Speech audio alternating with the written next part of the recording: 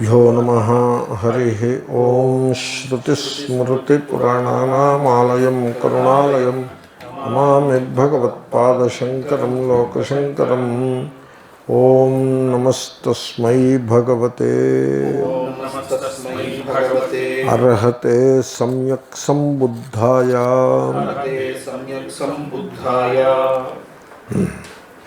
पुष्पाण्येव प्रचिन्वन्तं व्यासक्तमनसं नरं सुप्तं ग्रामं महौघो वा मृत्युरादाय गच्छति। అంటే మృత్యుముఖస్య అదర్శనం గచ్చేత్ అనేది ఇంతకు ముందు చెప్పాం. అమృతత్వానికి ఉపాయం ఇది అని. ఇదే ఇది కూడా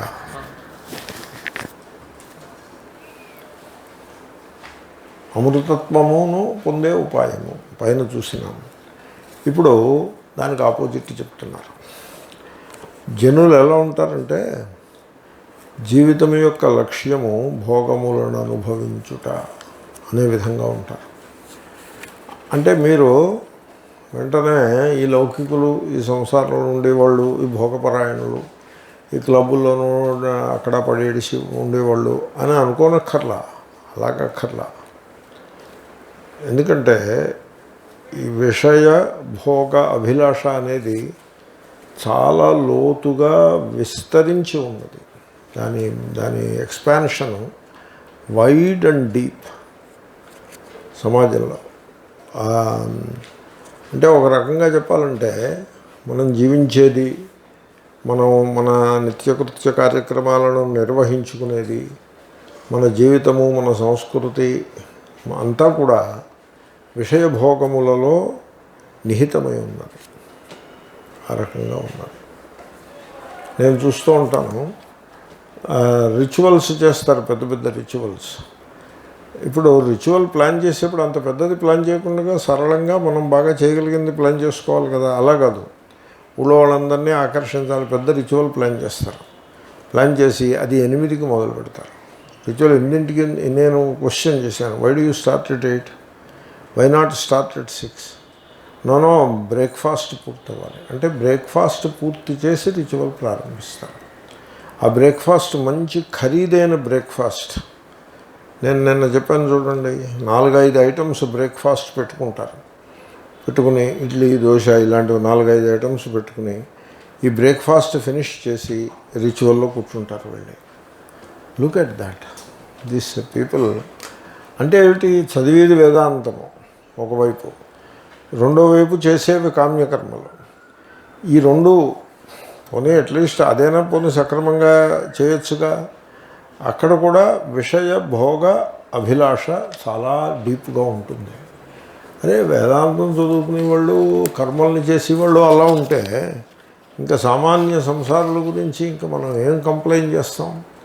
కాబట్టి మనం జీవితంలో విషయ సుఖములకు ఎప్పుడైతే చాలా ఎక్కువ అధికాధికంగా ప్రాముఖ్యమని ఇస్తూ ఉంటామో అప్పుడు జీవితంలో ఏమవుతుందంటే ఏదో వాడు నరకానికి పోతాడు, పాపం చుట్టుకుంటుంది. నేను అలాంటి మాటలు చెప్పట్లేదు. వాడు కన్ఫ్యూషన్లో పడిపోతాడు. కన్ఫ్యూషన్ అంటే ఏమిటి? ఈ దేహము ఆత్మయా అనాత్మయా, ఇట్స్ ఎ కన్ఫ్యూషన్. ఆనందము ఆత్మధర్మమా అనాత్మధర్మమా, అనదర్ కన్ఫ్యూషన్. దేవుడు లోపల ఉన్నాడా, అక్కడెక్కడైనా ఉన్నాడా, అనదర్ కన్ఫ్యూషన్. ఇటువంటి కన్ఫ్యూషన్స్ తత్వానికి సంబంధించి ఎన్ని రకాలుగా వీడు కన్ఫ్యూజ్ అవ్వడానికి అవకాశం ఉందో అన్ని కన్ఫ్యూషన్స్లోనూ పడిపోతాడు మనిషి. ఎందుకంటే విషయ సుఖాభిలాష యొక్క ప్రభావం ఆ విధంగా ఉంటుంది. దురదృష్టకరమైన విషయం ఏమిటంటే మనము విషయ సుఖములకు అత్యధిక ప్రాముఖ్యమును ఇచ్చుట, అది చాలా దురదృష్టకరమైన పరిస్థితి. మామూలుగా మీరు గమనించండి, లౌకికులు ఎలాగో అలాగే ఉంటారు. ఇప్పుడు పెళ్ళి ఉందనుకోండి, పెళ్ళి దేనికోసం? గృహస్థ జీవనాన్ని ఆరంభించి గృహస్థ ధర్మమును పాటించుట కొరకు అనే దృష్టి ఉండనే ఉండదు. పెళ్ళిని నిర్ణయించిన పెద్దలు కూడా ఈ పెళ్ళి భోగము కొరకు అన్న దృష్టితో ఉంటారు. వాడికి వయస్సు వచ్చేసింది, ఇంక ఈ పాటికి వాడికి ఇంద్రియ భోగము ఉండాలి అనే దృష్టితోటే ఆలోచిస్తారు తప్ప వీడు వివాహం చేసుకుని గృహస్థ ధర్మములను పాటించాలి, అందుకోసం వివాహం చేసుకోవాలి వీడు అని పెద్దవాళ్ళు అనుకోవట్లేదు, వాడు ఎలాగో అనుకోడు. సో మొత్తం మన జీవితం అంతా కూడా విషయ సుఖాభిలాష చుట్టూ నిర్మాణమై ఉంటుంది. మనం ఆ విధంగా చూస్తూ ఉంటాం. జీవితంలో అలా ఉంటుంది. జాగ్రత్తగా పరిశీలించుకున్నట్లయితే ఇల్లు కట్టుకుంటాడు. ఇల్లు కట్టుకునేప్పుడు ఎలా ప్లాన్ చేస్తాడు? ఇంజనీర్ని ఆర్కిటెక్ట్ని పట్టుకుని బొమ్మలు గీయించుకుని ఇల్లు కట్టుకుంటాడు కదా. ఎలా ఆ బొమ్మలు గీసేప్పుడు యాటిట్యూడ్ ఎలా ఉంటుంది? ఆ గీసేవాడి యాటిట్యూడు, గీయించుకునేవాడి యాటిట్యూడు ఎలా ఉంటుంది మీరు ఆలోచించండి. ఈ కట్టబోయే ఇంట్లో మనము ఎటువంటి విషయ సుఖాములను పొందగలుగుతాము అన్నట్టు ఉంటుంది. ఇప్పుడు ఫ్యాక్టరీలో ఒక ఫ్లోర్ని కట్టేప్పుడు అక్కడ మనం ప్రొడ్యూస్ చేయబోయే ప్రోడక్ట్స్, అక్కడ ఇన్స్టాల్ చేయబోయే మెషీనరీ, దానికి తగ్గట్టుగా అక్కడ బిల్డింగ్ని కట్టుకుంటారు. ఇల్లును కట్టుకునేప్పుడు what is the motive in making the design and all that? The motive is sense pleasures. అలా ఉంటుంది. కిచెన్, బెడ్రూమ్, బాత్రూమ్, వీటన్నింటి వెనకాల విషయ సుఖ అభిలాష అనేటువంటి మోటివ్ గైడ్ చేస్తూ ఉంటుంది మనుషుల్ని. అది మీరు గమనించండి. This is the curse of the modern civilization అని అన్నారు సోషియాలజిస్టులు. ఎందుకంటే మీరు ఒక్కతనం వెనక్కి వెళ్ళినట్లయితే వాళ్ళకి ఇంత విషయ సుఖాభిలాష ఉండేది కాదేమో అనిపిస్తుంది. వాళ్ళు more illiterate, less sophisticated, less educated, less comforts తోటి జీవించటం, అన్నీ ఈ లెస్ కూడా లెస్ విషయ సుఖాభిలాష అన్నట్టుగా జీవించేవారు. మన చిన్నతనంలోనే మనం అలా ఉండేవాళ్ళం. As the civilisations improved, economic standards improved, industrial revolution అనేక వస్తువులను తయారు చేయటం, ఎక్కువ సంఖ్యలో ఇండస్ట్రీ లెవెల్లో వస్తువులను తయారు చేయటం మొదలుపెట్టిన తర్వాత ఆ విషయ సుఖాభిలాష became the focal point in guiding the social life, the family life, in guiding the civilization itself. అదొకటి గమనించాలి. అంతేకాకుండా మీరు ఆ సొసైటీ యొక్క ఈథోస్ ఎలా ఉన్నది మీరు గమనించాలంటే మీరు న్యూస్ పేపర్స్ని, మ్యాగజైన్స్ని చూస్తే మీకు తెలిసిపోతుంది. మీరు ఏ న్యూస్ పేపర్ చూసినా, ఏ మ్యాగజైన్ చూసినా, ఆఖరికి మీరు సినిమాలు చూసినా, అవన్నీ కూడా ఈ న్యూస్ పేపర్లు, మ్యాగజైన్లు, సినిమాలు ఇవన్నీ కూడా మన యందు ఇంద్రియ భోగములను ప్రోత్సహించేవిగా ఉంటాయి. అది గమనించారా మీరు? సో ఫర్ ఎగ్జాంపుల్ బనీన్లు అమ్ముతాడు. బనీన్ల అడ్వర్టైజ్మెంట్ ఉంటుంది, బనియన్స్ అడ్వర్టైజ్మెంట్. దాంట్లో అమ్మాయిని ఇంట్రడ్యూస్ చేస్తాడు. బనియన్ అడ్వర్టైజ్మెంట్కి అమ్మాయికి సంబంధం ఏంటి? అంటే ఈ బనీని తొడుక్కుంటే అమ్మాయిల్ని వెంట పడతారు అని అలా ఓపెన్గా అడ్వర్టైజ్ చేస్తారు. తర్వాత కార్ అడ్వర్టైజ్మెంట్కి ఆ ఇంజను, దాని క్యారెక్టరిస్టిక్స్, ఇది 6 పిస్టన్స్ ఇంజను, దీనికి ఇంత ఎఫిషియన్సీ ఉన్నది, ఫ్యూయల్ కన్సంప్షన్ అండ్ డిస్టెన్స్ ఈ రేషియో ఉన్నది, తర్వాత ఫ్యూయల్లో ఉన్న ఎనర్జీకి అవుట్పుట్కి మధ్యలో ఎంత లాస్ ఉన్నది, ఇటువంటివి వాడేమీ చెప్పడం, అవేమీ చెప్పడం. దానికి ఎలాంటి సీట్లు ఉంటాయి, ఆ పై డోమ్ ఎలా ఉంటుంది, అమ్మాయిల్ని తీసుకొచ్చి ఇటో అమ్మాయిని అటో అమ్మాయిని నిలబెట్టి అడ్వర్టైజ్ చేస్తారు. మీరు గమనించారా? అంటే ఆ సొసైటీ యొక్క ఈథోస్ మనకి చక్కగా అర్థమైపోతుంది. అంటే ఆఖరికి ఒక చెప్పుల చేత కొనుక్కోవాలని అనుకుంటే కూడా అమ్మాయిని పెడతాడు అడ్వర్టైజ్మెంట్లో, ఈ ఫలానా చెప్పులు వేసుకున్న వాడిని అమ్మాయిలు ఇష్టపడతారు అని, సంథింగ్ లైక్ దాట్. కాళ్ళకి చెప్పులు కొనుక్కునేప్పుడు కూడా ఇంద్రియ సుఖాభిలాష. కేవలము సెక్స్ అనే కాదు, ఆల్ 5 ఆర్ దేర్. దాంట్లో కొన్నింటికి డామినెన్స్ ఉంటుంది కదా మరి. ఈ విధంగా ఆ మనిషి జీవిస్తూ ఉంటాడు. సో కాబట్టి ఒక రకంగా చెప్పాలంటే ఆధునిక కాలంలో నాగరికత కేవలము ఇంద్రియ సుఖముల చుట్టూ అది పరిభ్రమిస్తూ ఉన్నది. The primary motive behind all activities of the society is the enjoyment of sense pleasures అని మనము చెప్పవచ్చును. ఇంకొకటి చూసినట్లయితే భౌతిక వస్తువులు, భౌతిక పదార్థములకి చాలా ఎక్కువ ప్రాముఖ్యం పెరిగినది. భౌతిక పదార్థాలకి ప్రాముఖ్యం. ఉదాహరణకి మీరు కిచెన్ ఉందనుకోండి, మనం ఈ కిచెన్లో వంట వండి నలుగురికి పెట్టి మనం తింటున్నాము అనే ప్రాముఖ్యం కాదు.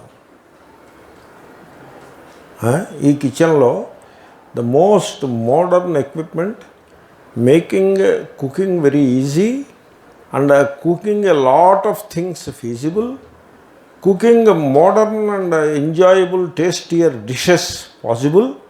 అది కిచెన్ యొక్క గోల్. అంతేగాని కిచెన్ యొక్క గోల్ కొంచెం పెద్ద గిన్నె కొనుక్కుందాము, ఆ బియ్యం అన్నం వండుకునే గిన్నె కొంచెం పెద్దది ఉండాలి, ఎందుకంటే ఎప్పుడైనా ఎవరికైనా అతిథికి 2 మెతుకులు పెట్టాలంటే గిన్నె చిన్నదైపోయిందని ఉండకూడదు, కాబట్టి చిన్న గిన్నెతో పాటు పెద్ద గిన్నె కూడా పెట్టుకుంటే ఎవరికైనా పెట్టాల్సి వస్తే ఉపయోగపడుతుంది. అలాగే కాదు, ఆ థింకింగ్ అంతా కూడా మారిపోయింది. తర్వాత భౌతిక పదార్థములకు ప్రాధాన్యం చాలా ఎక్కువ. మీరు గమనించారో లేదో, నేను చూశాను, పూజ చేయిస్తూ ఉంటారు. ఆయన సహస్రనామం పూజ చేయిస్తూ ఉంటారు. 400 నామాలు ఎన్నో అవుతాయి, వేగంగా చెప్పుకుంటూ పోతూ ఉంటారు నామాలని. ఓకే, ఇప్పుడు ఆ ప్రాసెస్లో ఆ చెప్పి ఆయనలో ఆ నామమును చక్కగా సుస్పష్టముగా సరైన విధంగా ఉచ్చరించాలి అనే కమిట్మెంట్ ఉండదు. ఆయన తప్పులుగా ఉచ్చరిస్తూ ఉంటాడు. మహాప్రాణవర్ణాలను సరిగ్గా ఉచ్చరించడు. ఆ నామముల అర్థమును మనము తెలుసుకోవాలి అనే కమిట్మెంట్ ఆయనకు ఉండదు. చదివి ఆయనకు ఉండదు. ఆ అర్థం తెలియాలంటే సంస్కృతం చదువుకోవాలనే కమిట్మెంటు ఉండదు. అర్థమును తెలుసుకోవాలనే కమిట్మెంటు ఆ చదివి ఆయనకు ఉండదు. ఇంక ఈ పూజ చేసేవాడికి ఉంటుంది, ఏమి కమిట్మెంట్ ఉంటుంది? వీడికి ఏం కమిట్మెంట్స్ ఉన్నాయి మీరు చూడండి. వీడు ఆయన నమః అన్నప్పుడు పువ్వు వేయమని వీడికి ముందు చెప్పి ఆయన వల్లించుకుంటూ పోతూ ఉంటాడు. వీడి ఇంకా అది కూడా దృష్టి పెట్టుకోడు. ఏదో పువ్వు తీస్తూ ఉండడం, వేస్తూ ఉండడం, ఇటు చూస్తూ ఉంటాడు. అమ్మాయిల కంటే నా అభిప్రాయం కూతురుకేసి, కొడుకుకేసి, పిల్లలకేసి చూసుకుంటూ ఉంటాడు. బంధువులకేసి చూస్తూ ఉంటాడు. లేకపోతే భార్యకేసి చూస్తూ ఉంటాడు. భార్య పువ్వులు వేస్తూ ఉంటుంది, ఈయన కేసు చూస్తూ ఉంటుంది. లేకపోతే కిచెన్ కేసు చూస్తూ ఉంటుంది. లేకపోతే ఎవరినో ఇన్వైట్ చేసాం, పిల్లలు వాళ్ళు వచ్చారు, వాళ్ళకేసి చూస్తూ ఉంటుంది ఆవిడ. అయినా కూడా పువ్వులు వేస్తూ ఉంటారు, ఈయన చదువుతూ ఉంటాడు. అలా that is how in the first place this is how the puja is going on. Mostly this is how it is going on. And 400 నామాలు చదివేప్పటికీ ఫోన్ వచ్చింది. ఎక్కడి నుంచి వచ్చింది? ఆయన జేబులోంచి ఫోన్ తీసి చూసుకుంటున్నాడు. ఆయన ఆ నామాలను ఆపి ఆ ఫోన్ సంగతి చూసి మళ్ళీ నామాలను కంటిన్యూ చేస్తున్నాడు. అంటే physical objects, dealings with people, they are more important than the puja itself. పూజ చేసేది కూడా ఇటువంటి భోగాల కోసమే చేస్తున్నాడు కూడా. That is also there. అంచేత ఇది రిలిజియన్ కూడా అలా తయారైంది. రిలిజియన్లో కూడా డెప్త్ అనేది లేకపోవటం, కేవలం భౌతిక పదార్థములు, మండేన్ థింగ్స్ అంటారు, విషయ సుఖ అభిలాష, వీటి విషయంలో రిలిజియన్ ఈ దోషాలని ఏదైనా పరిష్కరించి ఇట్లా ఉందా అని చెప్పడానికి వీల్లేదు, ఉంది అని చెప్పడానికి వీల్లేదు. రిలిజియన్ ఏమైపోయిందంటే ఈ పరిస్థితిని చక్కదిద్దేటువంటి సామర్థ్యం రిలిజియన్కి లేకుండా అయిపోయింది. ఎటువంటి ట్రాన్స్ఫర్మేషను తీసుకురాలేకపోతుంది మతము. ఎందుకంటే రిలిజియన్ అంటే అర్థం ఏమిటి? ఏవో ప్రార్థనలని అలా రిపీట్ చేస్తూ ఉండడం, మంబ్లింగ్ అంటే మొంబో జింబో అంటారు చూడండి. నాకు అర్థం కాలేదు. నేను చాలా రోజుల నుంచి నేను దీని గురించి ఆలోచిస్తున్నాను విత్ ఎన్ ఓపెన్ మైండ్. అంటే నా భయం ఏమిటంటే దాంట్లో ఏదో గుణం ఉంటుంది, ఆ గుణాన్ని మనం మిస్ అయిపోతామేమో, మనం క్రిటికింగ్ చేయబోయి క్రిటిసిజంలో వెళ్తామేమో, మనం గుణదోష నిరూపణం చేయబోయి సినిసిజంలోకి తీసుకువెళ్తామేమో అని భయం నాకు. I am concerned about my own approach. అది ఒక సినికల్గా తయారు కాకూడదు. అందుకోసమని దాంట్లో ఏమైనా గుణం ఉందేమో అని వెతుక్కుంటున్నాను నేను. అదేమిటంటే ఆయన వస్తాడు, హారత్ అంటాడు. Okay, he begins like a tram car. Point A దగ్గర మొదలు పెడతాడు, పాయింట్ బి దగ్గర ఫినిష్ చేసి లేచకపోతాడు. ఏమండి, నేను అది మొదట్లో చూశాను. It has some content. మొన్నాడు వెళ్ళాను, ద సేమ్ థింగ్. ఆ మొన్నాడు వెళ్ళాను, ది సేమ్ థింగ్. 10 years నుంచి చూస్తున్నాను, ద సేమ్ థింగ్. 20 years చూశాను, ద సేమ్ థింగ్. ఒక రోబోట్ని పెట్టేస్తే అక్కడ, ఇప్పుడు కోవిడ్ ఈ కరోనా వైరస్ కారణంగా హాస్పిటల్స్లో కరోనా పేషెంట్స్కి మెడిసిన్స్ ఇవ్వడానికి రోబోట్లను పెట్టుకుంటున్నారు. అంతటా వచ్చింది. ఇది రాకమునిపే నేను అమెరికాలో చూశాను. రోబోట్స్ పనిచేస్తాయి. రోబోట్స్ ఏం చేస్తాయంటే పేషెంట్ బెడ్ దగ్గరికి వెళ్ళి వాడు తీసుకోవాల్సిన మెడిసిన్స్ని ఆ టైమింగ్స్తో సహా డ్రాప్ చేసి వచ్చేస్తాయి. రోబోట్స్ ఫంక్షన్ చేస్తూ ఉంటాయి నైట్ టైం. ఎవరో ఒక నర్సు ఉంటుంది, 5-6 నర్సుల పనిని మిగిలిన 4 రోబోట్స్ పెట్టుకుని ఆ నర్సు చేస్తూ ఉంటుంది. ఈ రోబోట్స్ వచ్చేసాయి. రోబోట్స్కి థింకింగ్ ఉండదు కదా. వీళ్ళు they are no better than a robot. These priests and these devotees in ashrams, in temples, they are no better than robots. Very repetitive, copying, imitative, habit forming. That is the state of religion. అటువంటి religion మీకు ఎటువంటి transformation అని పట్టుకొస్తుంది? It cannot. మనిషిలో transformation తీసుకొచ్చే సామర్థ్యము దానికి ఉండనే ఉండదు. ఏమన్నా ట్రాన్స్ఫర్మేషన్ రావాలంటే మైండ్ చాలా ఎలర్ట్గా ఉండాల్సి ఉంటుంది. చాలా లోతుగా పరిశీలించేటువంటి సామర్థ్యం మైండ్కి ఉండాలి. గంభీరమైన లోతైన విషయములను ఆలోచించి తెలుసుకునేటువంటి సామర్థ్యం మైండ్కి ఉండాలి. ఈ మతం ఏం చేసిందంటే మైండ్ని ఒక రోబోట్ కింద, ఒక మెషిన్ కింద తయారు చేసి పెట్టింది. ఒక రికార్డ్ ప్లేయర్గా తయారు చేసి పెట్టింది మైండ్ని.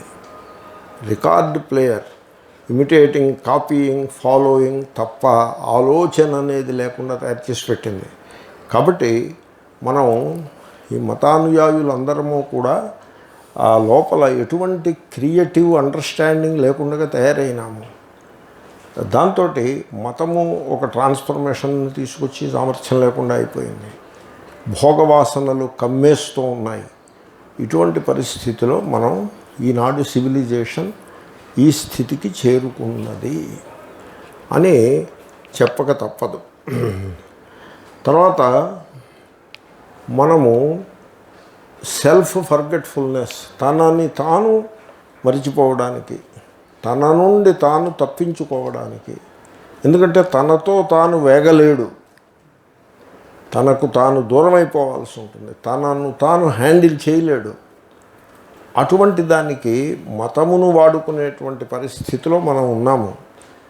అటువంటి స్థితిలో తన నుండి తాను పలాయనం చిత్తగించడానికి విషయభోగాలను వాడుకుంటున్నాడు మనిషి అనడంలో ఆశ్చర్యమేమున్నది? To run away from oneself, విషయభోగాల్ని వాడుకోవడంలో ఆశ్చర్యం లేదు. ఎందుకంటే మతమునే ఆ విధంగా వాడుకునే పరిస్థితికి మనిషి దిగజారినప్పుడు ఇంకా విషయభోగములను ఉపయోగించి తనకు తాను దూరంగా పోతూ ఉంటాడు. ఎందుకంటే in himself is a nobody. ఏమీ సారము, నిస్సారము. తన యందు తనకు భయము, బెంగ, దుఃఖమే అనుభవానికి వస్తూ ఉంటుంది. కనుక ఏదో రిలిజియన్ పేరుతో, విషయభోగాల పేరుతో పలాయనం చిత్తగిస్తూ ఉంటాడు మనిషి. దిస్ ఈజ్ హౌ ద విషయ సుఖాభిలాష మన జీవితంలో చాలా ప్రధానమైన పాత్రను పోషిస్తూ ఉన్నది. దాని కారణంగా జీవితంలో తప్పుడు విలువలు, రాంగ్ వాల్యూస్, ఇవి మనిషి యొక్క ప్రవృత్తిని మార్చేస్తున్నాయి. ఇప్పుడు ప్రాపర్టీ ఉందనుకోండి, ప్రాపర్టీతో మీకున్న relation, what is your relation with property అనేది వివేకవంతుడి యొక్క రిలేషన్ ఓ రకంగా ఉంటుంది. కేవలము విషయ సుఖాభిలాష మాత్రమే జీవితంలో మోటివ్గా అయిన వాడికి ఆ రిలేషన్ విత్ ప్రాపర్టీ చాలా వికృతికి చేరుకుంటుంది. Property becomes very important. It is not just one of the things. ఇప్పుడు సోదరులు ఇద్దరు ఉన్నారనుకోండి, ఏదో 4 ఎకరాల భూమి పంచుకోవాల్సి వచ్చిందనుకోండి, ఓన్లే ఓ కొద్దిగా 4 కుంచాల భూమి వాడు తీసుకుంటే తీసుకున్నాడు, డబ్బు పంచుకోవాల్సి వచ్చిందనుకోండి, ఓన్లే ఓ ₹1,00,000 వాడు ఎక్స్ట్రా పుచ్చుకున్నాడు అనే పరిస్థితి లేదు.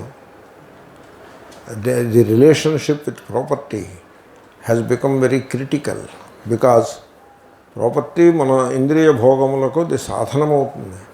కాబట్టి your relation with property has become very problematic.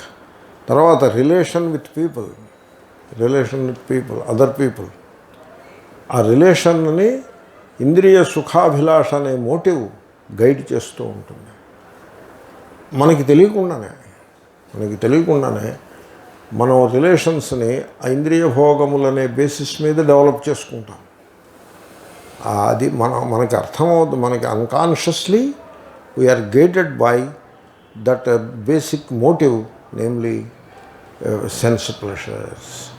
ఆ రకంగా మనిషి జీవిస్తూ ఉంటాడు. ఎందుకంటే చూడండి, ఎప్పుడైతే ఇంద్రియ భోగములు జీవితంలో ప్రధాన లక్ష్యముగా తయారవుతాయో, మనిషికి ఉండే relationship cooperation and love basis మీద ఉండాలి అనే ప్రిన్సిపుల్ అవతలకు పోతుంది. The relationship between man and man based on cooperation and love, that is the value in life. అది ఉండదు. That disappears. ప్రతివాడు కూడా relationship with the other person based on ఇంద్రియ సుఖాల మీద పెట్టుకుంటారు. ఈ మధ్యకాలంలో యువతులు పెళ్ళిళ్ళు చేసుకునే ముందు, పెళ్లి సంబంధాలు కుదుర్చుకునే ముందు వాళ్ళ భావజాలమును వాళ్ళు వ్యక్తం చేస్తూ ఉంటారు, వాళ్ళు ప్రకటిస్తారు. ఆ భావజాలమును వ్యక్తం చేసినప్పుడు యూ బికమ్ స్టన్నింగ్ రెవల్యూషన్ అయిపోతుంది. ఎందుకంటే అమ్మాయి అబ్బాయిని ఎందుకు వివాహం ఆడుతోందో తెలిసిన, కేవలము విషయ సుఖాభిలాష కోసం అది పెళ్ళాడుతోంది. అబ్బాయి కూడా అంతే. పూర్వం ఈ దోషం ఒక్క అబ్బాయిలోనే మాత్రమే ఉండేదా అని అనిపించేది. కానీ ఇప్పుడు అమ్మాయిలు కూడా కేవలం విషయ సుఖాభిలాషకే పెళ్ళాడతారు. వాడు పిల్లకుందనుకోండి, పెళ్ళాడదు. పిల్లకుంటే పెళ్ళాడదు. గవర్నమెంట్ ఉద్యోగం అయితే పెళ్ళాడుతుంది, ప్రైవేట్ ఉద్యోగం అయితే పెళ్ళాడదు. సపోజ్ ఈ ప్రస్తుతానికి ఉద్యోగంలో లేడనుకోండి, పెళ్ళాడదు. కొన్ని తర్వాత వస్తుంది ఉద్యోగం. నీకు మొగుడు కావాలా, మొగుడు ఉద్యోగం కావాలా? మొగుడిని పెళ్ళాడతావా, మొగుడి పాకెట్ని పెళ్ళాడతావా? అంటే ఏం చెప్తున్నారో తెలిసిన, మేము మొగుడి పాకెట్ని పెళ్ళాడతాము అని చెప్తున్నారు.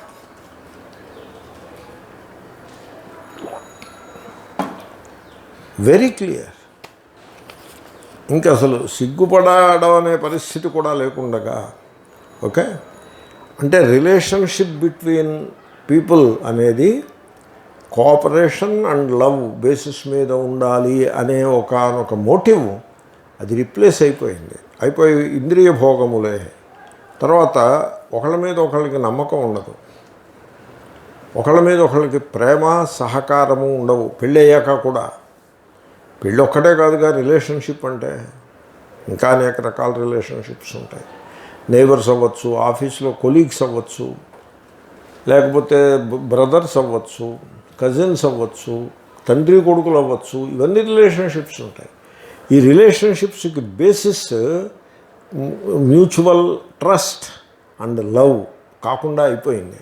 అలా ఎందుకయింది అంటే డిస్ట్రస్ట్. తండ్రి కొడుకుని నమ్మలేడు, కొడుకు తండ్రిని నమ్మలేడు. తండ్రి కొడుకులు అగ్రిమెంట్ రాసుకుంటారు, సోదరులు అగ్రిమెంట్ రాసుకుంటారు. ఆ అగ్రిమెంట్ని బాండ్ పేపర్ మీద రాసుకుని రిజిస్టర్ చేసుకుంటారు. ఎందుకని? There is no trust. Why no trust? Because your relationship to property is very critical. Why so? Because జీవితంలో ఇంద్రియ భోగములకు భౌతిక పదార్థములకు అత్యధికమైన ప్రాముఖ్యము వచ్చింది కనుక. You see the connection. So total value system అంతా కూడా కరప్ట్ అయి కూర్చుంటుంది ఇంద్రియ భోగముల యందుండే తీవ్రమైనటువంటి అభిలాష కారణంగా. మీకు మతం యొక్క లక్షణమే మారిపోయింది, మతం యొక్క స్వరూప స్వభావాలే మారిపోయాయి. బ్రహ్మోత్సవములు అని పెద్ద వాల్ పోస్టర్, ఎవడో దేవుడి పేరు ఉంటుంది, బ్రహ్మోత్సవములు. అందరూ బ్రహ్మోత్సవాలే. ఒకరిని చూసి మిగతా వాళ్ళు కాపీ. తిరుపతిలో ఏదో బ్రహ్మోత్సవాలను వాళ్ళు ఏదో చేస్తూ, వాళ్ళ దగ్గర డబ్బులు ఉన్నా ఏదో చేస్తూ ఉంటారు. దాన్ని చూసి మన లోకల్ దేవాలయం వాళ్ళు కూడా బ్రహ్మోత్సవంలో అని పెడతారు. ఏదో పురోహితుడు ఆ కమిటీ వాళ్ళని ప్రోత్సాహం చేసి పెట్టిస్తారో, లేకపోతే కమిటీ వాళ్ళు ప్రోత్సాహం చేసి పురోహితుడు చేత పెట్టిస్తారు. One way or the other. So అది ఒరిజినల్ మిస్చీఫ్ మేకర్ ఎవడంటే మీరు దాన్ని ఎపిడమియాలజీ స్టడీ చేసినట్టు చేయాల్సి ఉంటుంది. పెట్టిస్తారు. ఆ బస్సు మీద బస్సు మీద వాల్ పోస్టర్ బస్సు మీద పోస్టర్ పెడతారు. వాల్ మీద పోస్టర్ బస్సు మీదకి వస్తుంది. బ్రహ్మోత్సవములు మార్చి 3 నుంచి 9 వరకు మీ కోరికలు తీరుటకై తప్పక దయచేయగలరు. ఓ సన్యాసి హైదరాబాద్ వస్తాడు, ఎక్కడి నుంచో పెద్ద పేరుతో వచ్చి యజ్ఞం ఒకటి చేస్తాడు, యాగం ఏదో చేస్తాడు. యజ్ఞం కాదు, యాగం. చండీ యాగము, సహస్ర చండీ, లేకపోతే శతచండీ, లేకపోతే సుదర్శన యాగము. ఇదో గ్రూపు. ఈ చండీ గ్రూప్ వేరు, ఆ గ్రూప్ వేరు, వైష్ణవ గ్రూపు. సుదర్శన యాగము మొన్న నేను పేపర్లో చూసి స్టన్ అయిపోయాను. జలాశయం ఏదో ఇనాగరేట్ చేయబోతున్నారు మినిస్టర్ గారు, ఫలానా స్వామీజీ కూడా ఉంటారు. చండీయాగం పూర్తయిన తర్వాత ఇనాగరేట్ చేస్తారు అని రాశారు. నేనున్నా ఈ స్వామీజీ ఏమిటి, ఈ చండీయాగం ఏమిటి, ఇది ఎక్కడ విడ్డూరం అని నేను కంగారు పడిపోయాను. అయ్యబాబోయ్, ఈ స్వామీజీకి చండీయాగం పడదే, ఇదేదో చిత్రంగా ఉంది అని ఆశ్చర్యపోయాను. వాడు రాసిన జర్నలిస్ట్కి తేడా తెలియదు, నాకు తెలుసు కానీ వాడికి తెలియదు. మొన్నడు యాక్చువల్గా మళ్ళీ ఇంకోసారి పేపర్ చూశాను అనుకోకుండా. దాంట్లో చండీయాగం అనే మాట తీసి సుదర్శన యాగము అని ఉంది. అది సరిపడింది కదా. ఈ గ్రూప్ వేరు, ఆ గ్రూప్ వేరు. కాబట్టి సుదర్శన యాగము. ఈ యాగంలో అంతర్భాగంగా నక్షత్ర యాగం ఉంటుంది. మీ నక్షత్రముల నాడు మీ నక్షత్రములతో పూజలు చేసుకున్న గృహస్థులకు రిజిస్ట్రేషన్ చేసుకునవలెను. 5,000 రిజిస్ట్రేషన్ చేసుకుంటే 5,000 రూపాయలు కట్టి మీరు మీ భార్య కలిసి పీటల మీద కూర్చుని ఆ నక్షత్రం రోజున పూజ చేసుకుంటే మీకు సకల సుఖములు సకల భోగములు లభించును అని డైరెక్ట్గా రాసేస్తుంది. సో మతం has taken a dive into విషయ సుఖాభిలాష. గురువులు కూడా ఈ దారి పట్టేశారు. ఎందుకంటే విషయ సుఖాలని విదిలిపెట్టాలి, వైరాగ్యము ఇలా చెప్తే అది నడవదు, అది దట్ డజంట్ అప్పీల్. తర్వాత ఒకవైపు మనమే విషయ సుఖాలని భోగిస్తూ ఊళ్ళో వాళ్ళకి విషయ సుఖాలను విడిచిపెట్టమని చెప్పడం కూడా ఎంబరాసింగ్గా ఉంటుంది. అందుకోసం వైరాగ్యం డెఫినేషన్ మార్చి పారేశారు. కంట్రీ క్లబ్ వేదాంతిన్స్ వైరాగ్యం యొక్క డెఫినేషన్ మార్చేశారు.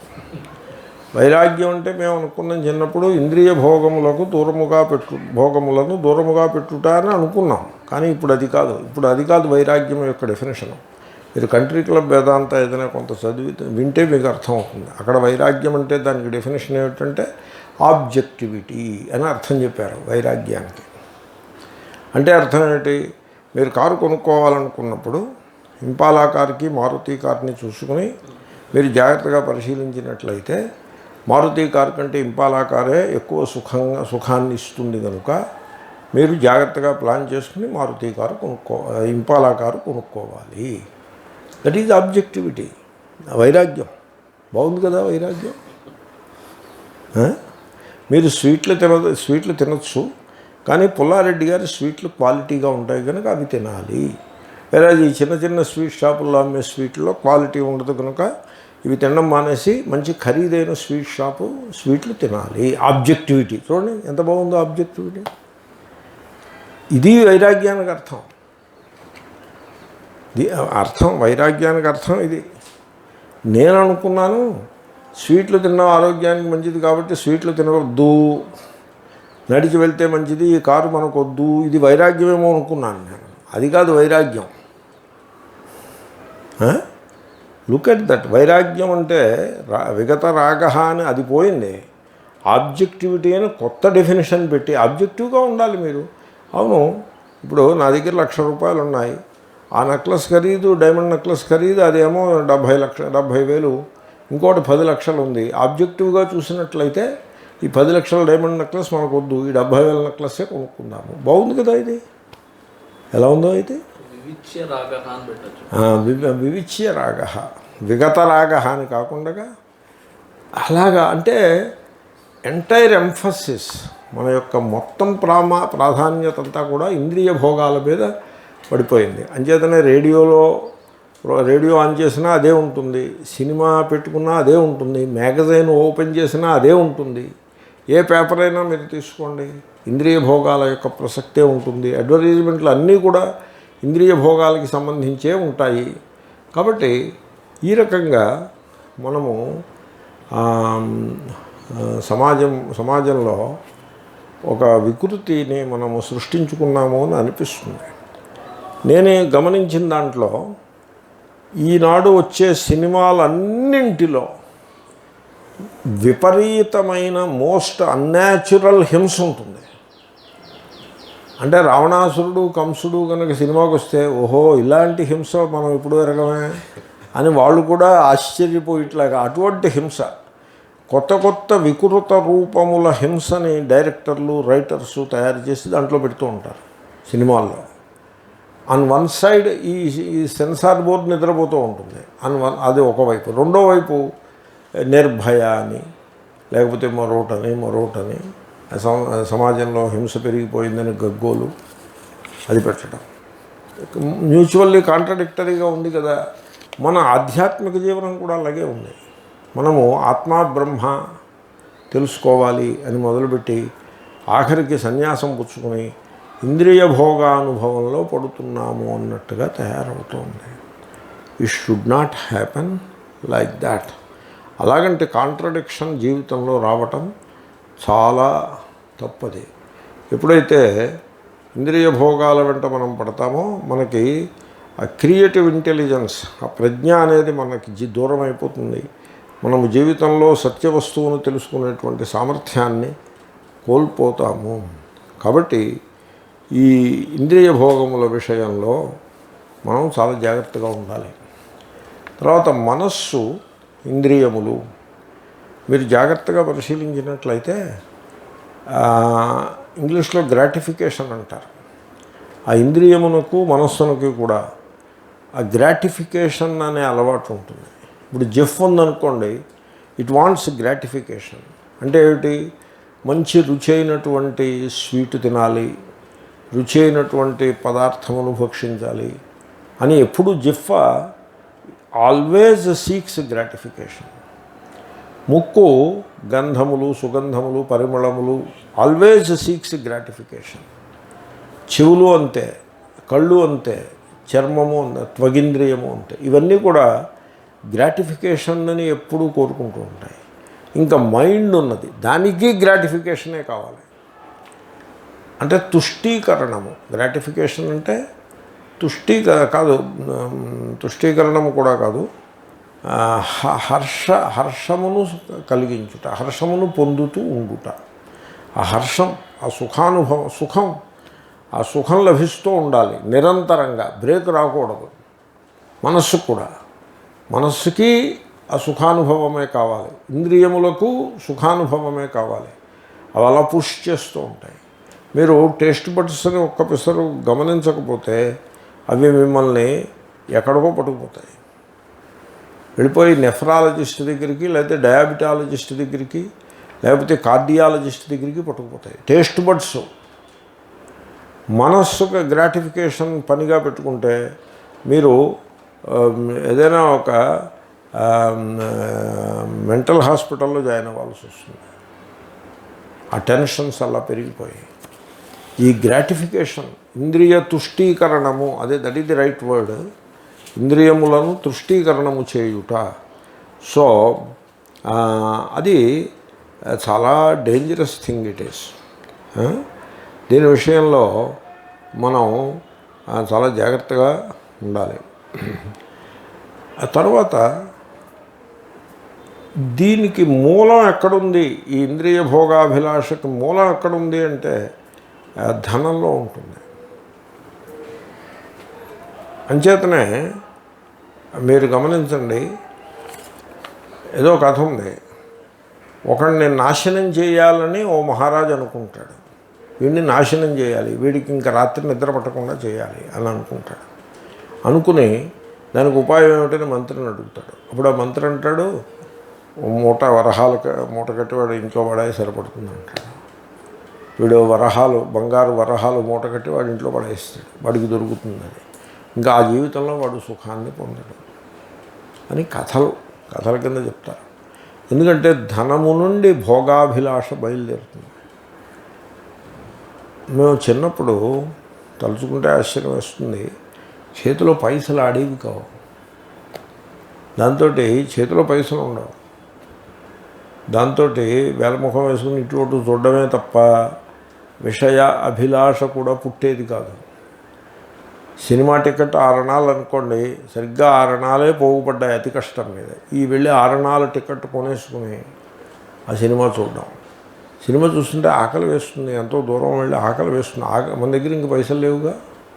అంచేత ట్యాప్ వెతికి పట్టుకుని ఆ ట్యాప్ దగ్గర మంచినీళ్ళు తాగి అప్పుడు కడుపు నిండినట్టు అనిపిస్తుంది. అప్పుడు మళ్ళీ మిగిలిన సినిమా చూసి ఇంటికి పోయి, మనం ఇంటికి వెళ్ళేటప్పుడు అందరూ నిద్రపోతూ ఉంటారు. ఎక్కడో మూల పడుకొని నిద్రపోయి మొన్నాడు పొద్దున్న స్నానం అది చేసి అప్పుడు సంధ్యావందనం చేసినట్టుగా గట్టిగా విభూతి గట్టిగా పెట్టి చలిదన్నం తీసుకుని దాంట్లో ఆవకాయ కలుపుకుని తిని అమ్మయ్య బ్రతుకు జీవుడా అని అనుకోవాలే తప్ప ప్లేట్ ఇడ్లీ అణా ఉండేది. ఆ అణా మన దగ్గర ఉండేది కాదు, డబ్బులు ఆడేవి కాదు. డబ్బులు ఆడకపోతే ఇంద్రియ భోగాలు దూరంగా ఉంటాయి, మన దగ్గరికి రావు. అవి అంతా పైసా మీద ఆధారపడి ఉంటుంది. అంచేతనే ఆధునిక కాలంలో ఈ మత ప్రచారకులు ఏం చేశారంటే డబ్బుల్ని వసూలు చేయడం మొదలుపెట్టేశారు. దే కలెక్ట్ ఫండ్స్, బాగా డబ్బుల్ని వసూలు చేసేస్తారు. ఏదో పేరు పెట్టేసి చందాలు వసూలు చేసేసి ఫండ్లు పెట్టేస్తారు. ట్రస్ట్ అని పెట్టడం, దాంట్లోకి డబ్బులను బాగా వసూలు చేసేసి దాన్ని బాగా లక్షలు దాంట్లో పడడం, లక్షలేమిటి కోట్లు ఆ డబ్బులను ఖర్చు పెడుతూ ఉండడం. భోగాభిలాష తీర్చి ఆ డబ్బుల నుంచి అన్నీ నడిచిపోతుంది. ఆ ట్రస్ట్ డబ్బుల నుంచి బ్రహ్మాండమైన కిచెన్ తయారు చేసేయటం. ట్రస్ట్ డబ్బుల నుంచి ఒక మంచి హెడ్ కుక్కుని వాడికి 2 అసిస్టెంట్లని ఒక పని మనిషిని పెట్టేయటం, అక్కడ వాళ్ళకి జీతాలు ఇచ్చేయటం. వాళ్ళ డ్యూటీ ఒక్కటే, వాళ్ళ ఉద్యోగాలు నిలబడాలంటే గురువు గారికి చక్కటి భోజనాలు తయారు చేసి పెడుతూ ఉండాలి. వాళ్ళు అలా పెడుతూ ఉంటారు. ఇలా తయారైపోయారు. దేవాలయాలన్నీ పాకశాలలుగా మారిపోయినాయి. మీరు ఇది అమెరికాలో చూశాను నేను. మీరు అలా దేవాలయానికి వెళ్తూనే ఇలా ఒక యారో పెట్టి రెస్టారెంట్ అని ఉంటుంది. 50% ఆఫ్ ది పీపుల్ దేవాలయంలోకి వెళ్ళరు, కిందకి వెళ్ళిపోతారు రెస్టారెంట్లోకి. ఆ రెస్టారెంట్లో ఇడ్లీ, దోశ, వడ అన్ని ఐటమ్స్ ఉంటాయి. సౌత్ ఇండియన్ ఐటమ్స్ అన్నీ, రైస్తో చేసిన ఐటమ్స్ అన్నీ, వడ, పులిహార, దధ్యోదనం, ఇవన్నీ ఐటమ్స్ ఉంటాయి, ఫ్రెష్ ప్రిపేర్డ్. వీళ్ళ రెస్టారెంట్కి వెళ్ళిపోయి అక్కడ వాడి డబ్బులు పారేసి అది కొనుక్కు తినేస్తారు. ఈ రెస్టారెంట్ని దేవాలయం నిర్వహిస్తూ ఉంటుంది. ఇక్కడి నుంచి కుక్స్ను పట్టుకెళ్తారు, వాళ్ళకి గ్రీన్ కార్డులు ఇప్పిస్తారు. అక్కడ దేవాలయం నిర్వహిస్తూ ఉంటుంది. దేవాలయం నిర్వహణలో ప్రధాన నిర్వహణ రెస్టారెంట్దే. దేవుడి నిర్వహణదే ఉంది. ఆ పురోహితుడికి కొన్ని రూపాయలు పాడేస్తే ఆయన ఏవో పువ్వులు తెచ్చుకుని పూజ చేసుకుంటూ ఉంటాడు. ఈ కమిటీ యొక్క ప్రధాన బాధ్యత రెస్టారెంట్ నిర్వహణ.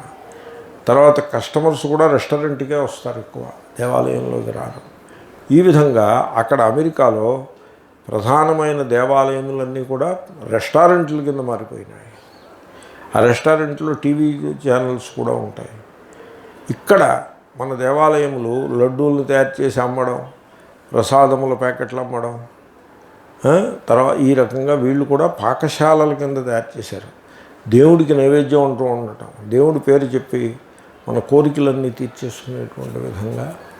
అంచేతనే మీరు గమనించండి, మీరు ద ప్రీస్ట్ గ్రూప్స్ని చూసినట్లయితే వాళ్ళందరూ majority of them heavy set, majority of them మీరు చూస్తే తెలుస్తుంది. మెనీ ఆఫ్ దెమ్ చూడగానే దే ఆర్ నాట్ హెల్తీ అని మీకు తెలిసిపోతుంది. And why they are not healthy అన్నది కూడా తెలిసిపోతూనే ఉంటుంది. కొంచెం కీన్ అయి ఉన్నవాడికి వెంటనే చెప్పేయగలుగుతాడు. ఈయన ఉండాల్సిన వెయిట్ కంటే 1.5 times ఎక్కువ వెయిట్ ఉన్నాడు, ఈయనకి బీపీ ఉంటుంది తప్పనిసరిగా, షుగర్ ఎలాగూ ఉంటుంది, ఏవో 2-3 స్టెంట్లు ఇప్పటికే వేయించి ఉంటాడు, ఇంకా ఫర్దర్గా స్టెంట్లు వేయిస్తూ ఉండాలి. ఇదంతా మీరు చెప్పేయచ్చు చూడగానే మనిషిని. All of that has a direct connection with the desire for good food. ఆ భోగాభిలాషకి డైరెక్ట్ కనెక్షన్ ఉంటుంది. అంచేతనే దేవుళ్ళని ఆహారంతో ముడిపెట్టేయడం. ఆ దేవతకి పులిహార అంటే హరితాన్న ప్రియ అని పేరు పెట్టడం, ఇంకో దేవతకి గుడాన్న ప్రియ అని పేరు పెట్టడం. ఆవిడికి గుడాన్నం అంటే ఇష్టం, వీడు చూడండి, ఆవిడికి గుడాన్నం అంటే ఇష్టం, దేవతకి వీడు కాదు. ఆ గుడాన్నం ఆవిడ తింటారా వీడు తింటాడా? తర్వాత స్వామికి వడలంటే ఇష్టం. లుక్ ఎట్ దట్, స్వామికి వడలంటే ఇష్టమా? హనుమంతుడికి వడలంటే ఇష్టం. హనుమంతుడికి వడకి ఏమైనా సంబంధం ఉందా? ఆయన వడలు తినుంటే ఆయన సముద్ర లగ్నం చేసి ఉండేవాడా? ఆ మాషాన్ని మింగుంటే ఓ మూల ముద్దుగా పడు ఉండేవాడు. సముద్ర లగ్నం ఏం చేస్తాడు? కానీ హనుమంతుడికి వడలు ఇష్టం. ఆ వడలన్నింటినీ గుచ్చటం అన్నీ నాట్ ఈవెన్ హైజీనిక్ ప్రాక్టీసెస్. వాటిని ఓ మాల కింద కూర్చోటం, ఓ తడపలో అది తీసుకెళ్ళి ఆ దేవుడి మీద వేయడం, 1 గంట 2 గంట అట్టే పెట్టడం, అవన్నీ మింగి కూర్చోవడం, అవన్నీ వాళ్ళు పంచిపెట్టి తిరిగి కూర్చోవడం. What are you doing? దేవుడి పేరుతోటి ఇన్ని అసందర్భములైన వేషములు ఇవన్నీ కూడా ఈ మధ్యన వచ్చినవే. దీంట్లో అదేంటే యజుర్వేదంలోనో లేకపోతే ఋగ్వేదంలోనో చెప్పింది అనుకునేవారు. వేదానికి ఏమీ సంబంధం లేదు. పాపం మనుస్మృతికారుడికి అసలే సంబంధం లేదు. ఇవన్నీ నిన్న కాక మొన్న వచ్చాయి. ఎక్కడి నుంచి పట్టుకొచ్చేవారంటే ఆగమశాస్త్రం నుంచి వచ్చిందంటాడు. ఏది ఏ వాడికి తెలీదు. ఇది గతానుగతికో లోక, చాలా మిస్చివస్గా ఉంటుంది. ఇదంతా నేను ఎందుకు చెప్పానంటే ఓన్లీ 1 పాయింట్. మన జీవితాన్ని మనం చూసుకోవాలి. మన జీవితంలో ప్రధానమైన మోటివ్ ఇంద్రియ సుఖానుభవం అయిపోయినదా ఏమి? దీనికోసం గృహస్థులు సన్యాసులు అనే తేడా ఏమీ లేదు, బ్రహ్మచారులు సన్యాసులు అనే తేడా అసలే లేదు. ఇది ఆ మనిషి యొక్క మస్తిష్కంలో ఉంటుంది సమస్య. ఇది మనం చూసుకోవాలి. చూసుకుని ఆ బుద్ధ భగవానుని యొక్క బోధను మనం అర్థం చేసుకోవాలి. ఆయన ఏమంటున్నాడంటే, నువ్వు ఈ భోగాలను అలా వసూలు చేసుకుంటూ పోగేసుకుంటూ భోగాల్ని పోగేసుకుంటూ పోతుంటే నీ మనస్సు ఎందుకు కాకుండా తయారైపోతుంది. ఆ మనస్సులో కన్ఫ్యూషన్ పెరిగిపోతుంది. ఆ మనస్సులో ఒక ఆయన వచ్చారు నా దగ్గరికి. హీఈస్ ఆబ్వియస్లీ ఒబీస్, చూడగానే ఒబీస్.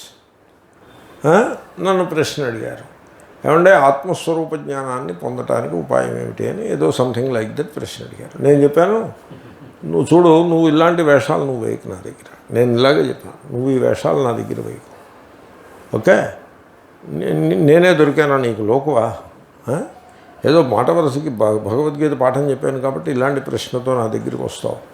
నువ్వు 30 kgs బరువు తగ్గాక మళ్ళీ నాకు కనపడవు, అంతవరకు నాకు కనపడకు. నువ్వు నీకు ఎవరైనా చెప్పారా యు ఆర్ ఒబీస్ అని ఎవరైనా చెప్పారా లేదా నీకు? అసలు నువ్వు గమనించావా లేదా అని నేను అడిగాను. నేను గమనించానండి, నాకు అందరూ చెప్పారు నేను ఒబీస్ అయిపోయానని, నేను కంట్రోల్ చేసుకోలేకపోతున్నానండి, ఇదండి అదండి అని చెప్పాడు. మన నువ్వు ఆత్మజ్ఞానం గురించి మాట్లాడతావు అనుకో, దాని గురించి చెప్పు.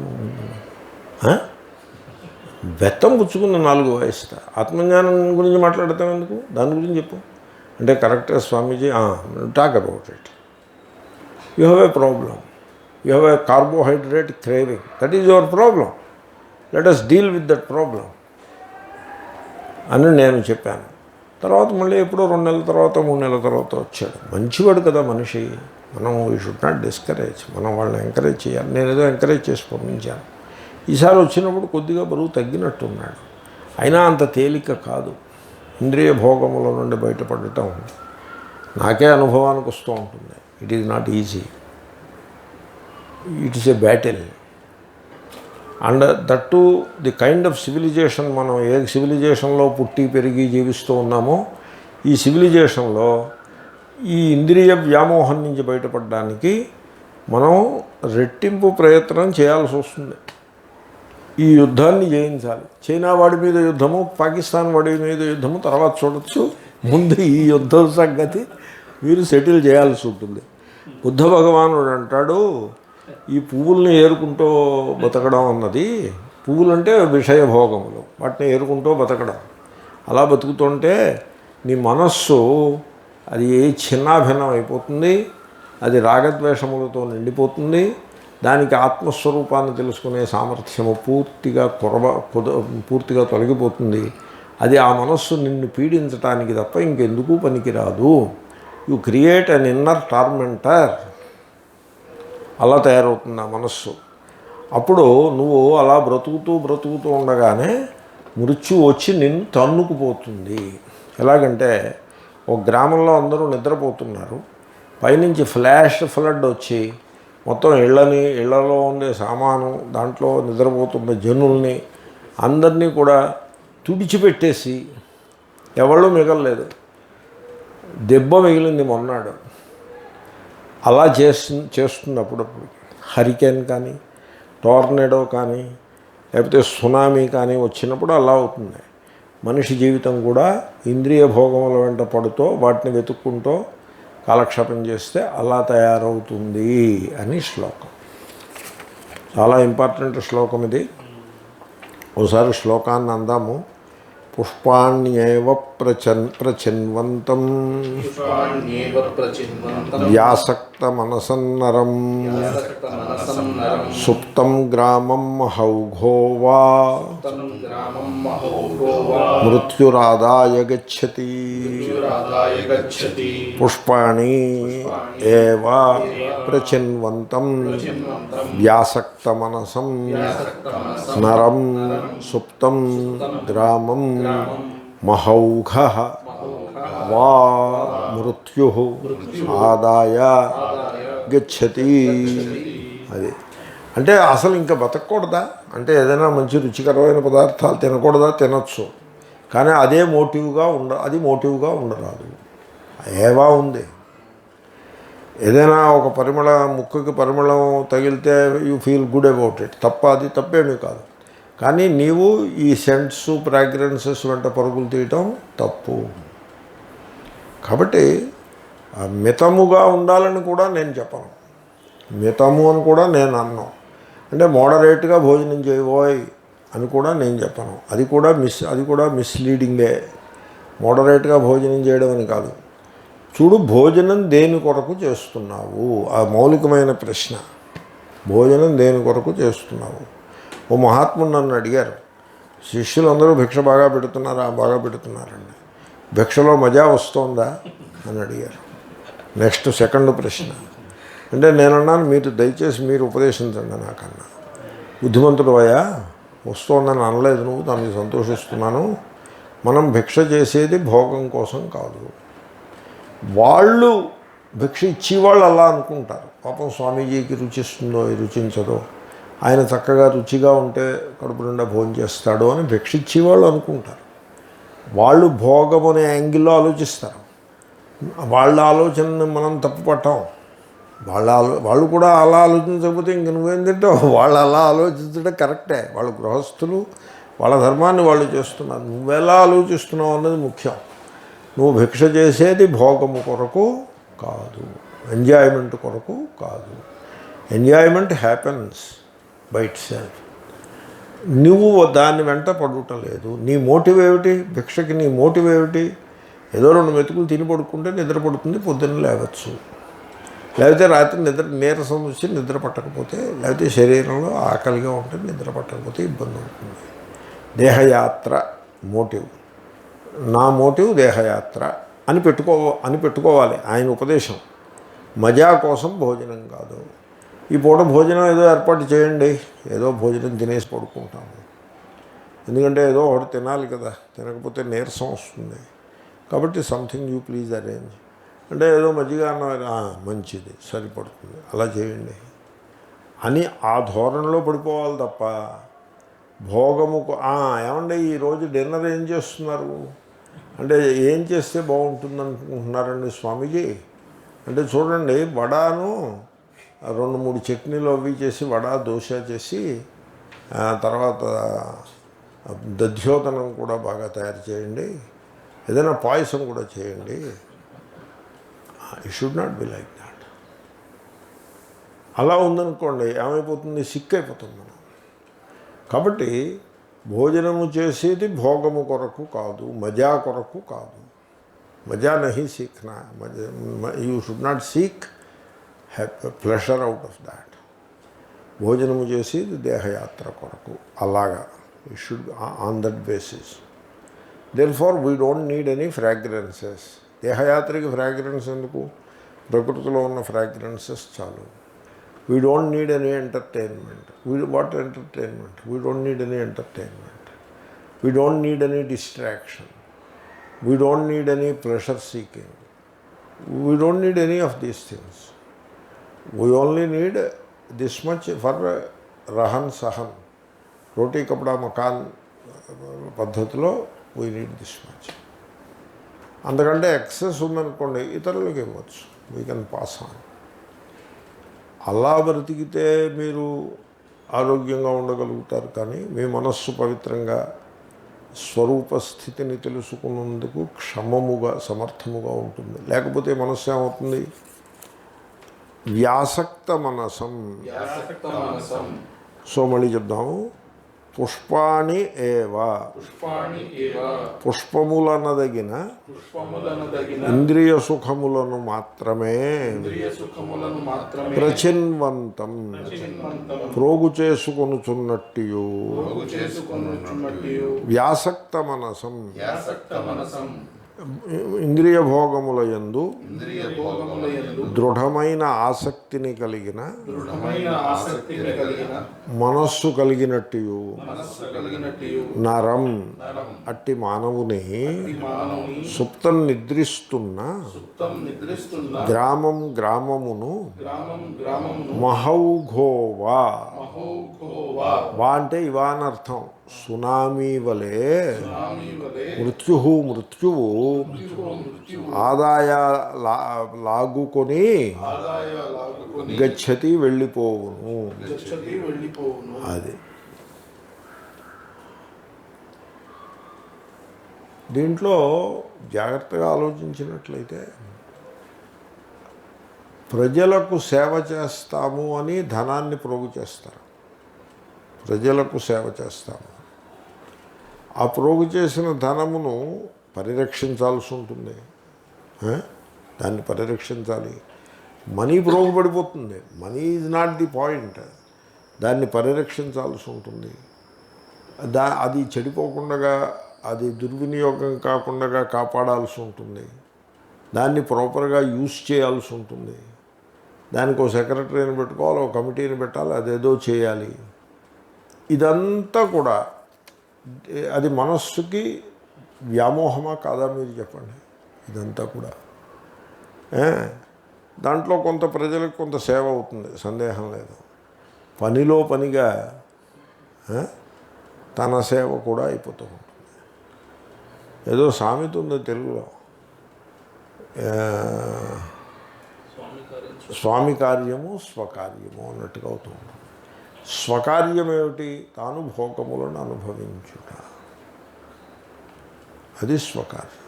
అంచేతనే మీకు పెద్ద పెద్ద ట్రస్టులను పెట్టి లక్షలు కోట్ల రూపాయలతోటి ట్రస్టులను నిర్వహించేటువంటి స్వాములే, గృహస్థులు కానక్కర్లే, స్వాములు కూడా చాలా చాలా నాజూకైన highly sophisticated life style lead చేస్తూ మనకు కనపడతారు. ఎందుకంటే ఆ ఇంద్రియ భోగములనే ఆ మోసలు ఉంది చూసారా, అది పట్టేస్తుంది, అది వదిలిపెట్టదు. It becomes like that. అంచేతనే వాళ్ళకి రోగాలు వస్తాయి, ఖరీదైన రోగాలు వస్తాయి. ఏదో రోగం వస్తే డాక్టర్ దగ్గరికి వెళ్ళి మందు వాడు రాసి ఇచ్చాడు, తెచ్చుకున్నాడు, మింగేడు పడున్నాడు, అలా ఉండదు. టీమ్ ఆఫ్ డాక్టర్స్ ఉంటారు, ఒక బ్యాటరీ ఆఫ్ డాక్టర్స్ ఉంటారు, 4-5 ఉంటారు, వాళ్ళకు హెడ్ ఉంటాడు, వాళ్ళలో వాళ్ళు కొట్లాడుకుంటూ ఉంటారు. వీడు ఒకటి అంటే వాడు ఇంకొకటి అంటాడు. వీళ్ళందరూ కలిసి ఈ మహాత్ముడి దేహాన్ని పరిరక్షించే ప్రయత్నంలో ఉంటారు. ఆ మహాత్ముడిని మీరు భోజనం సరిగ్గా చేయండి అని చెప్పే ధైర్యం వాళ్ళకే ఉండదు, అది చెప్పరు. ఆయన్ని మీరు ఎక్సర్సైజ్ చేయండి, భోజనం పద్ధతి మార్చండి, ఈ రెండూ చెప్పొద్దు. నువ్వు ఎక్సర్సైజ్ చేయమని, భోజనం పద్ధతి మార్చమని ఈ రెండూ చెప్పొద్దు. నువ్వు ఈ మందు వేసుకో, ఆ మందు వేసుకో, అవన్నీ చెప్పచ్చు. ఇలా తయారవుతారు. వ్యాసక్త మనస్సు అంతా కూడా బీపీ ఆ నెంబర్స్ మీద ఉంటుంది. క్రియేటినిన్ ఎంత ఉంది దాని మీద ఉంటుంది. అంటే వాడి లివర్ ఏదో పోయిందనమాట. షుగర్ ఫాస్టింగ్ ఎంత ఉంది, భోజనం తర్వాత ఎంత ఉంది, ఆ నెంబర్సు. ఇంకా ఇలాంటి నెంబర్స్ ఏవో, బీపీ ఎంత ఉంది, ఈ నెంబర్స్ ఏవి సక్రమంగా ఉండవు. మీకు నేను ఒక్క మాట చెప్తానండి.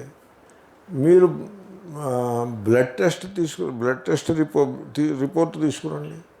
వాడు విషయభోగాభిలాషలో ఉన్నాడా లేకపోతే విరక్తులుగా బతుకుతున్నాడా నేను చెప్పేస్తాను మీకు. మనిషి చూడక్కల్లా, బ్లడ్ టెస్ట్ పట్టుకురండి మీరు చాలు. అంచేతనే బ్లడ్ టెస్ట్ దాచిపెట్టుకుంటారు, ఎందుకంటే వాడి లక్షణం అంతా బ్లడ్ టెస్ట్లో బయటపడుతూ ఉంటుంది. ఏమిటనుకుంటున్నారు మరి సంసారం అంటే?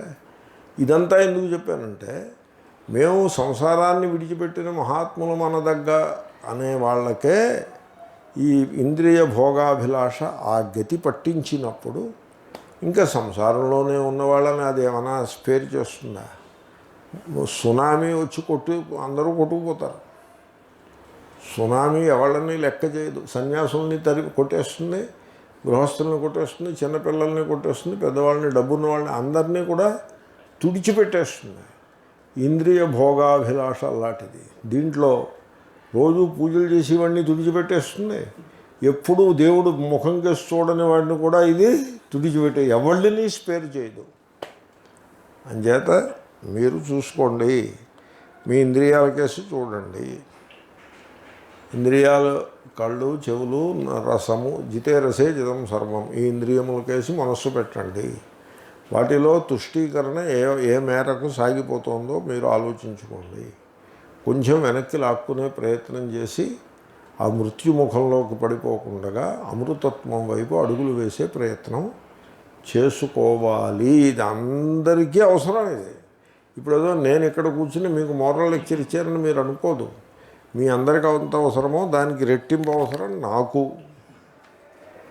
ఇంకా మీకు యంగ్ పీపుల్, మీకు ఇంకా లైఫ్లో you can reverse the trend. whereas I don't even have that much time left for me to reverse the trend. I should not fall into that trend in the first place. ఈ సునామీలో ఎవడు మిగలడు.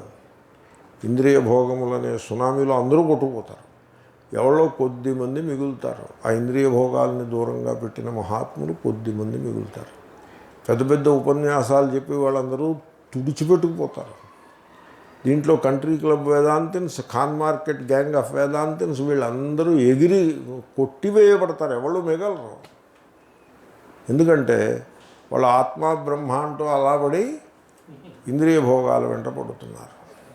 ఒక 6-8 ఇడ్లీలు తినేయడం, ఆ ఇడ్లీలో పచ్చడి సాంబారు ఉంటాయి, 6 లేక 8 ఇడ్లీలు పుచ్చేసుకోవటం, 2-3 ప్రసాదాలు, సుబ్రహ్మణ్య స్వామి ప్రసాదం, దక్షిణామూర్తి ప్రసాదం, లక్ష్మీదేవి ప్రసాదం, అమ్మవారి ప్రసాదం, అయ్యవారి ప్రసాదం అని 3-4 ప్రసాదాలు, 2-3 చెరో స్పూను, ఎంతో కాదు. స్పూన్లు కొంచెం సైజు పెద్దగా ఉంటాయి, టేబుల్ స్పూన్లు, ఇదో టేబుల్ స్పూను అదో టేబుల్ పుచ్చేసుకోవటం, ఒక 1.5 ఒక 3/4 లీటర్ కాఫీ తాగేయటం, వెళ్ళి తత్తు సమన్వయాత్ అని కూర్చోవడం, వేదాంత వాక్యములు సమన్వయం చేయడానికి కూర్చోవడం. ఆ మృత్యు, ఆ సునామీ వచ్చి తుడిచిపెట్టేస్తుంది అందరినీ. అసలు ఎప్పుడు వేదాంతం అంటూ ముక్క కూడా తెలియని వాడిని కూడా తుడిచిపెట్టేస్తుంది. ఉదయం నుంచి సాయంకాలం దాకా వేదాంత వ్యాఖ్యానం చేసి వాడిని కూడా తుడిచిపెట్టేస్తుంది. కాబట్టి ఖబర్దార్, టేక్ కేర్ అని భగవాన్ బుద్ధుడు బోధిస్తూ ఉన్నాడు. పుష్పాణ్యేవ ప్రచిన్వంతం వ్యాసక్త మనసం నరం సుప్తం గ్రామం మహౌఘో మృత్యురాదాయ గచ్చతి. ఓం పూర్ణమదః పూర్ణమిదం పూర్ణస్య పూర్ణమాదాయ పూర్ణమేవావశిష్యతే. ఓం శాంతి శాంతి శాంతి.